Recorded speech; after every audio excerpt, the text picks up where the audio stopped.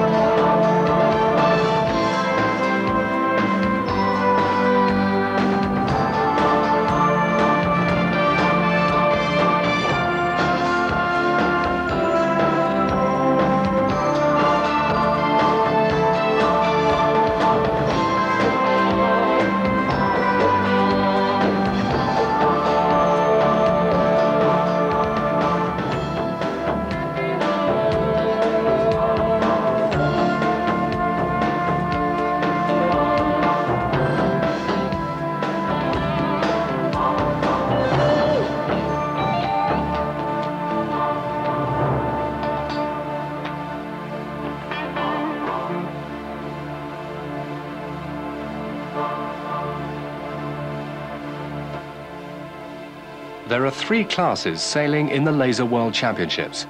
The first of these is for men aged over 18. They sail the fully rigged performance sailcraft Laser, the ultimate racing dinghy.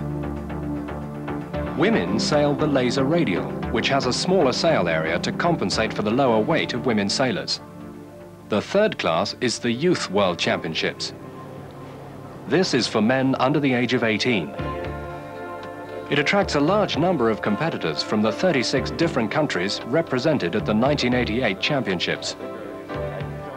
The competitors often suffer considerable financial hardship in order to compete. Morton Foe of Canada explains. It's self-funded right now. We try to bring our receipts back and claim some money from we have a provincial sailing association, our national sailing association, and our yacht clubs. However, we'll be lucky to have half of the money, paid back to us. Laser sailing requires a great deal of physical fitness, especially at World Championship level.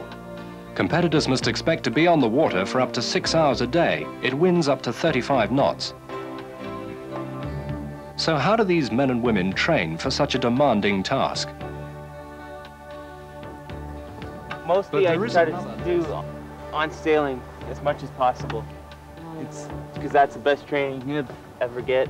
But I lift weights at home a little bit.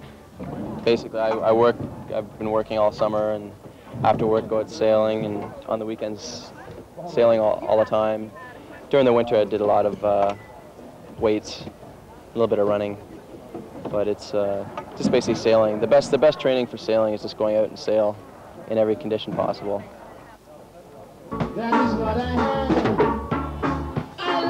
But there is another less strenuous side to the World Championships. On the night before the first race, a Caribbean evening was held.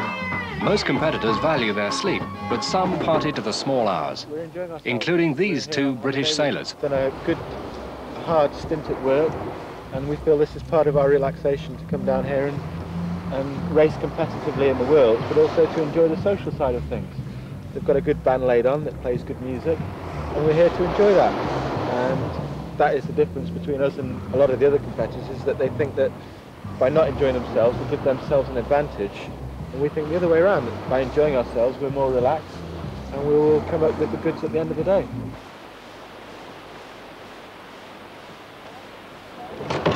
How do British teams cope on a day like today?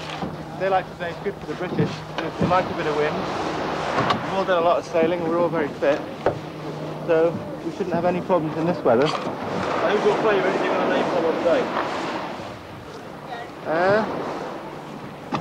I don't know. It's difficult to tell who's going to do well, because the fleet's so strong that whoever gets the best starts are the ones that's going to be up there. And you can't predict who's going to do that.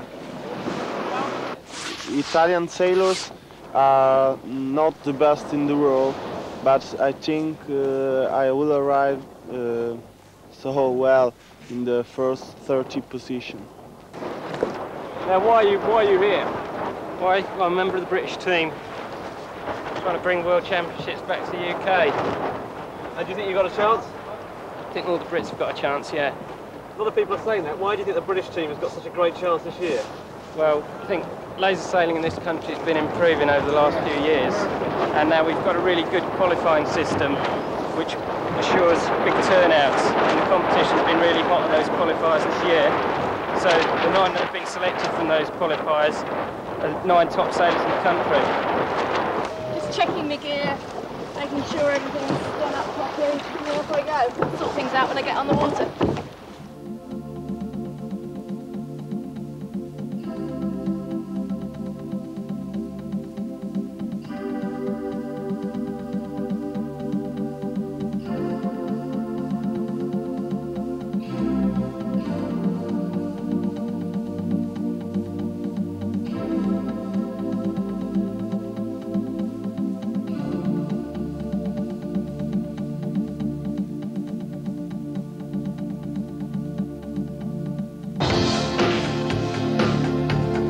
Races take place up to 3 miles offshore and last between 2 and 3 hours. In addition, sailors can spend up to 2 hours getting to the start mark and then jostling for optimum position. Each course is triangular. This means that all the sailing skills of beating, reaching and running are used during the course of the race. A capsize does not mean the end of a competitor's chances. Many sailors capsize and still go on to win.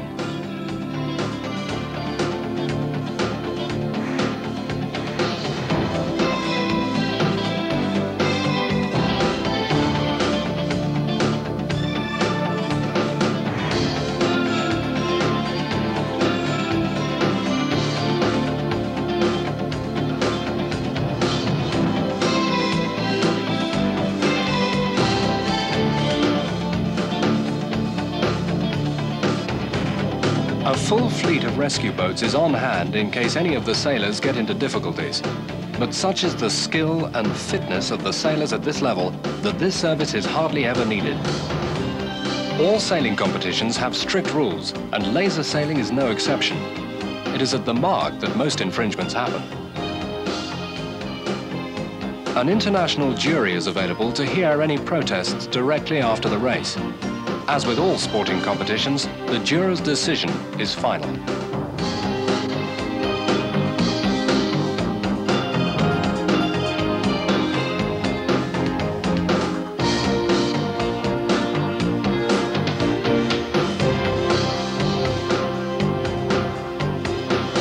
The championship has 7 races in total.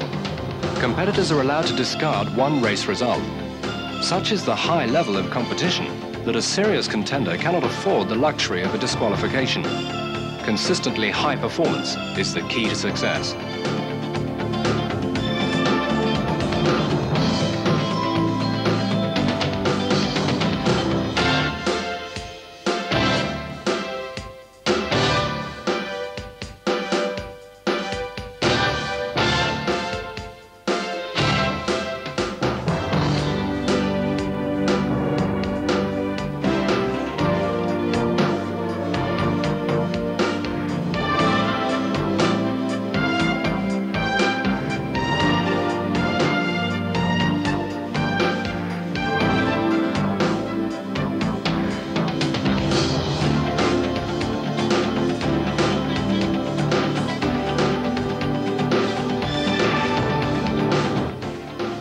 Even after 3 grueling hours of hard racing, the top 15 competitors will finish within a minute of each other.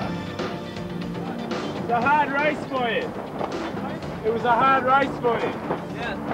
I think the guy who was winning, he hit the mark on the strap on the 3rd reach. Yes, he had bad luck. That's why he didn't win. Yeah. I was just lucky. But you sailed well to keep your lead because he was catching you. Yeah. Well done. What's your name? Peter. Peter from where? Brazil. Brazil. Good luck. Where are you from? Australia, yeah. No, they're not much good sailors in Australia, are they? Yeah, last world champion was Australian and the next world champion will be Australian. Who's that going to be? We don't know yet. What's this about Australians can't sail? It's a load of bull. Yeah? They're pretty quick. Is he still sailing as well? Yes. How you doing? Not too badly. I've had 2 seconds and 2 firsts so far. Yes. The women are I'm a very lot worse happy. than the men, are they, out there? Pardon? You're a lot worse than the men, are you? Oh, no. We're just as good. What are you sailing? Pardon? What boats are you sailing? We're sailing lasers, but with the radial rig. And what do you think of that? Good in this weather. Very good. You must have you win it. Hope so.